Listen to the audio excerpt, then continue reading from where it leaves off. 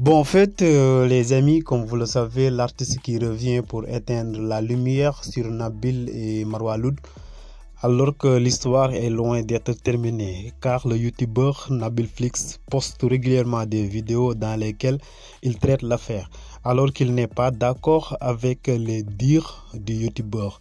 L'artiste a attaqué ouvertement Nabil, Marwaloud, ainsi que l'entourage de l'artiste. Et cette histoire qui agite les réseaux sociaux depuis plusieurs semaines, elle implique les deux artistes, l'artiste et Marwaloud, dans une affaire de sorcellerie révélée par Nabil.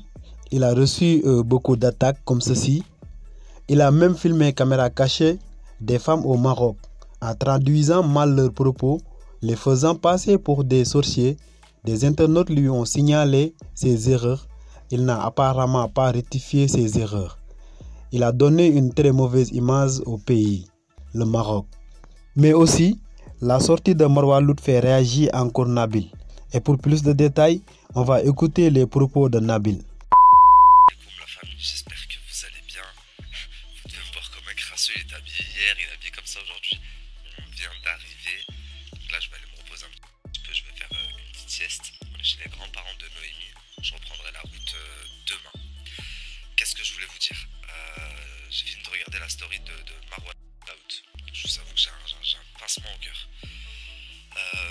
Comme elle vous l'a dit, c'est vrai que de base je suis arrivé à la voir avec plein d'intentions et plein d'idées derrière la tête, et que surtout j'étais persuadé d'énormément de choses horribles qu'elle aurait fait. Donc autant vous dire que je suis pas allé détendu et dans le but de me faire une poteau dans le milieu.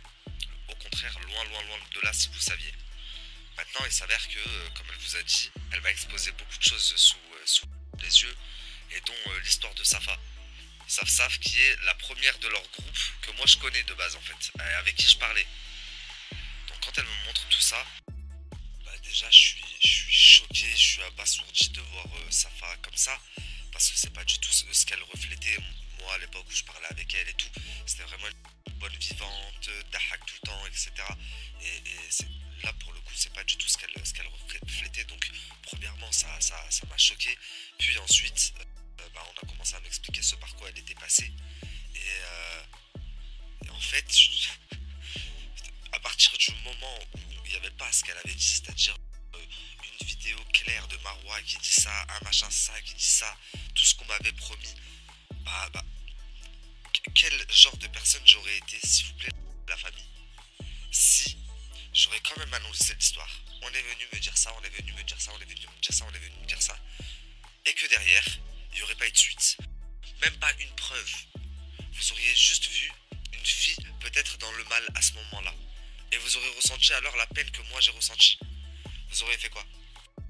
Vous en auriez parlé quand même sur vos réseaux sociaux? Je sais pas.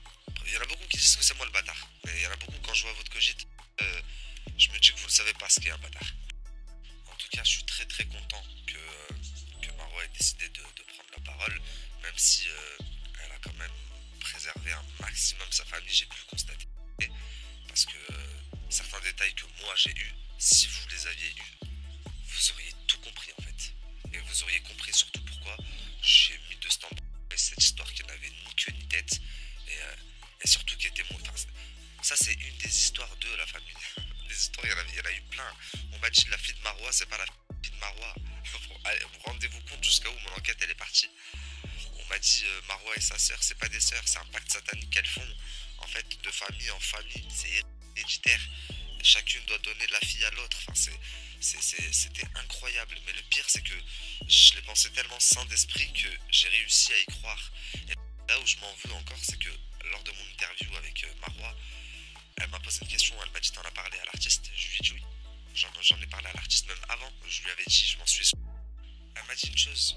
Elle m'a dit: alors regarde, même si j'ai toujours voulu préserver ma famille, etc., je préfère que dans l'interview je vais parler de ma soeur. Voilà, elle m'a annoncé comme ça.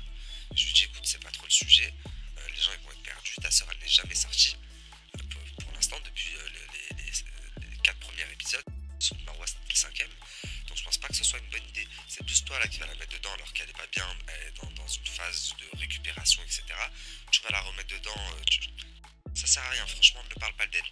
Elle me dit si, parce que je le connais, si tu lui as dit, il va pour nous faire du mal, dès qu'il va voir que il n'y a pas de preuve de sorcellerie, il n'y a pas de machin, il va se retourner contre ma soeur parce que ce sera le seul truc qu'il a, etc.